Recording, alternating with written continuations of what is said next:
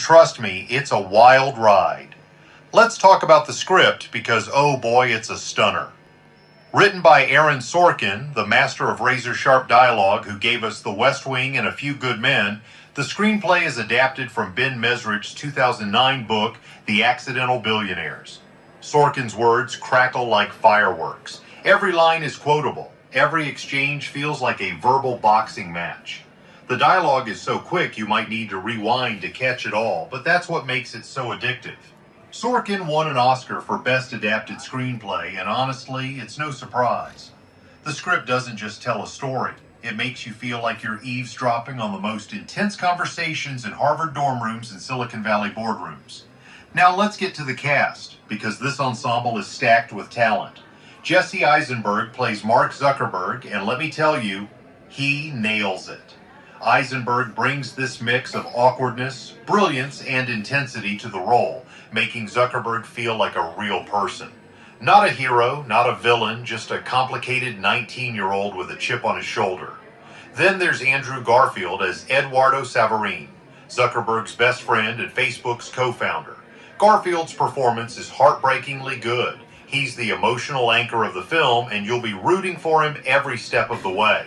Justin Timberlake, yes, that Justin Timberlake, plays Sean Parker, the Napster founder who swoops into the story like a rock star.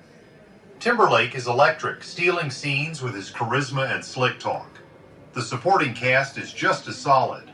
Armie Hammer pulls double duty as the Winklevoss twins, Cameron and Tyler, two Harvard jocks who claim Zuckerberg stole their idea. Hammer's performance, with some clever CGI to play both twins, is so seamless you'll forget it's one actor. Rooney Mara, Max Minghella, and Josh Pence round out the cast, each adding depth to this world of egos and ideas. Let's talk money, because The Social Network was a smart investment.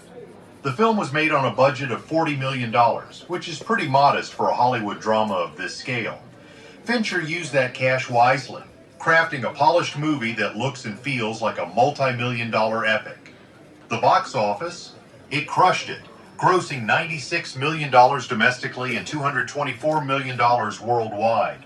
That's a solid return, proving audiences were hungry for a story that felt ripped from the headlines. The opening weekend alone pulled in $22.4 million, a strong start for a film rated PG-13 and running 120 minutes. It didn't just make bank, it became a cultural touchstone, sparking debates about privacy, tech, and ethics that are still relevant today. The production itself is a story worth telling. The Social Network was produced by Columbia Pictures with Scott Rudin, Dana Brunetti, Michael DeLuca, and Sion Chaffin leading the charge.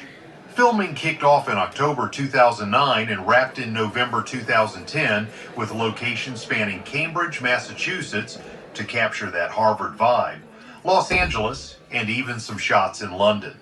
Fincher shot on digital using the Red One camera, giving the film a crisp, modern look that matches its techie subject matter. The cinematography by Jeff Cronenweth is moody and immersive, with dim dorm rooms and glowing computer screens setting the tone. The editing by Kirk Baxter and Angus Wall is lightning fast, earning an Oscar for Best Film Editing. Every cut feels purposeful, keeping the story moving without losing you in the legal or tech jargon. And let's not skip the music, because the score is a game changer.